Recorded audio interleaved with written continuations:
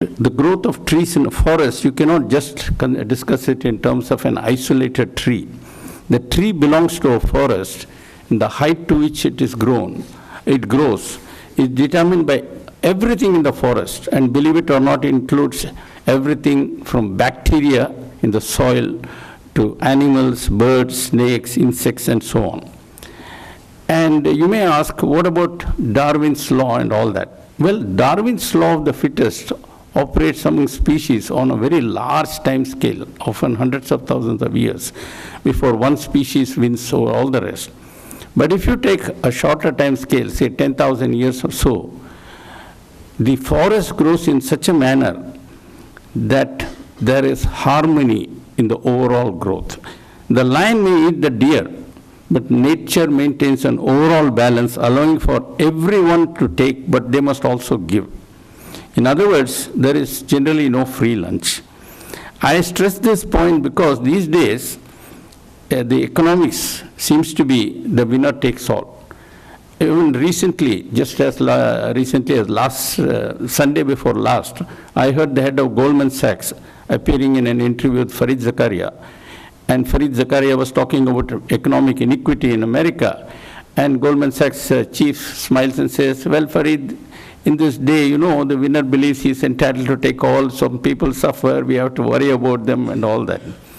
That is crocodile shedding tears, and I think crocodile will lose in this case. Now, to get back to the forest, it is an entire ecosystem, and every single entity has to exist in harmony with the entire ecosystem. Stated differently, growth of every constituent element in an ecosystem has to be consistent with the sustainability of the system as a whole. And incidentally, nature has taken care of this in forests by hardwiring all the species that exist in the rainforests. But if you take the planet Earth as a whole, we occupy a whole lot of the land mass. And nature has not hardwired us. Nature has given us a brain and a buddhi. And we are supposed to be in harmony with the rest of the ecosystem. And we are not, and that's where all the problems come. And if we were in harmony, there would be no need for me to come here and give this lecture. So now, let me talk about order in nature. So far, I have been talking about this tussle between growth and sustainability, and I would like to talk about order. Now, the word order is used in physics in a number of ways, all the way from the micro to the macro. And of these types of order, I will consider only macro order, and only two examples, positional order and magnetic order. And it turns out I can discuss both conveniently with the help of one example. But before that, I want you to understand what do I mean by positional order. So let me look at the next slide. This is supposed to be the cross-section of the sun. I have taken the sun to show a physical system where there is no positional order. Now, if you take the sun is a star, and there are many kinds of stars. The simplest star, which probably that was the kind that existed something like 100,000 years after the universe was born, which was about 13.8 billion years ago. In the beginning, there were no stars, but the first stars formed about 100,000 years after the universe was born. And they were born when there was enough hydrogen in the gas cloud for it to shrink and make it hot. In those stars, they were helium-burning stars. The hydrogen atom consists of a proton and electron, but because of the high temperature, they break apart. And all these protons are moving wildly, and the electrons even more wildly. So you have absolute randomness. And that is because of the very great heat, which is caused by hydrogen burning. When I say burning, it's not like burning in a flame. It's nuclear burning, where hydrogen comes together to form helium. It's a very complex process. But the heat released is 10,000 times what you get in a chemical reaction. Thus, the temperature of the sun would be 1,000,000 degrees very easily. And at that time, matter tears apart and there is disorder. So the points to note are the temperature is very high and there is no positional order.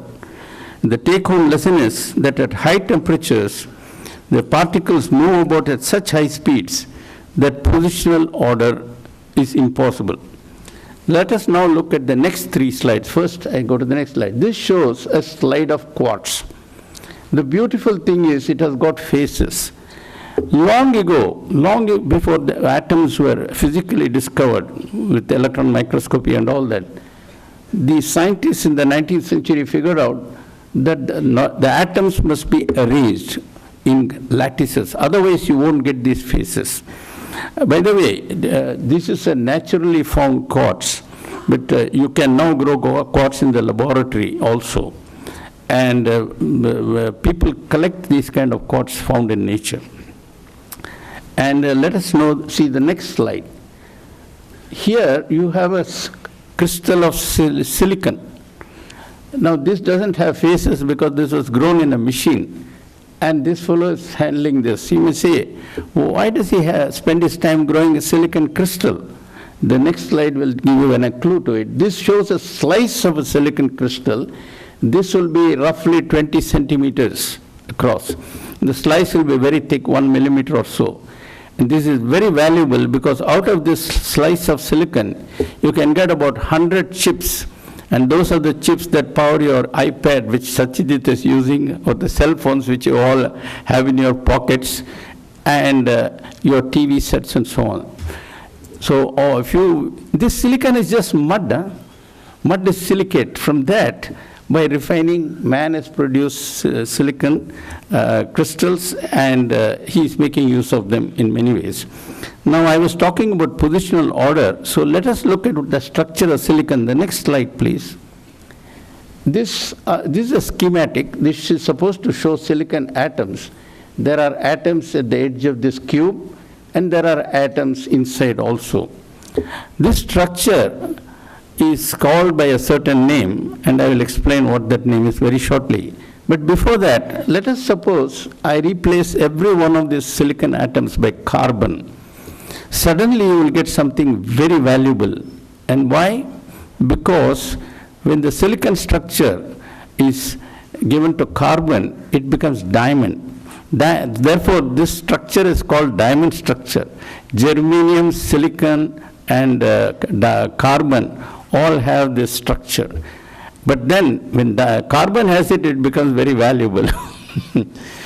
By the way, carbon has another structure that is called graphite. And we all know graphite. So it can become very inexpensive or it can become very expensive depending on its mood. And incidentally, in nature they have found a star which is huge and it is completely diamond. And it's called Lucy because I'm told there's a poem about Lucy and diamond. We used to sing, "Twinkle, twinkle, little star, how like a diamond." How does it go? I forgot. I went to kindergarten about 75 years ago, so I am entitled to forget it. But there is a star. It's called Lucy. It's a white dwarf, and it's all diamonds. So anybody wants to go rich, go take a ride there. Now the take-home lesson is the entire silicon is obtained by just repeating this again and again. Now, what do we learn from this in the sun? If you lower the temperature, you get order. Keep that in mind. I would now like to discuss iron, because I have got 2 stories in one in the case of iron. We start with molten iron. And as we lower the temperature, it freezes. This happens in a factory with a blast furnace where they melt iron. The iron pours out and ultimately solidifies. That solidification takes place when the temperature comes down below 1,538 degrees Celsius. Today, the outside temperature is something like 22. 1,538 degrees centigrade is when iron freezes. At that time, you get positional order. And let us see what kind of positional order iron has. The next slide, please. Oh, by the way, this is what happens when you repeat the silicon. Again, a unit cell again and again. The whole of space is filled with this diamond structure. So next slide, please. This shows the unit cell of iron. There are iron atoms in the cube, and there is one at the center of the cube. And so this is called a body-centered cubic. cube has got atoms at the corner and one at the center also. If I repeat this extensively in all three directions, I get the structure of solid iron. And this happens when iron comes below 1538 degrees centigrade. The story does not stop here because every atom of iron is like a tiny magnet that is connected with the internal electronic structure, and I won't go into that. Now, a magnet, as you know, has got a north pole and a south pole.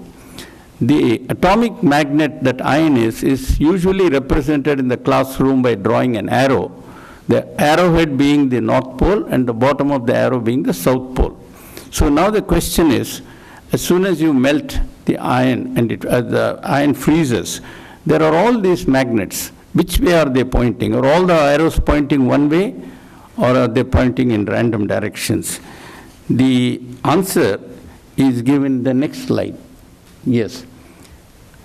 So here are the arrows that represent the iron atoms. This is at 777 degrees centigrade. At this temperature, the atoms are in the lattice, but the arrows that they carry are pointing in different directions. So there is no magnetic order. But if you cool it below that, then the magnets it's like a parade, you know. When they say attention, everybody stands still. Till then, at ease means they sort of shuffle here and there. So this is at ease, atoms at ease. They are in a parade, but they are relaxed. And the commander shouts attention. This happens below a certain temperature called Curie temperature. So there is magnetic ordering. One interesting question can be asked, and that has got a fallout for a message for us, and that is given in the next slide. Supposing I take iron at this temperature, in the previous slide, hold it there. Supposing I keep it above the Curie temperature. That means it is a solid, but it is disordered.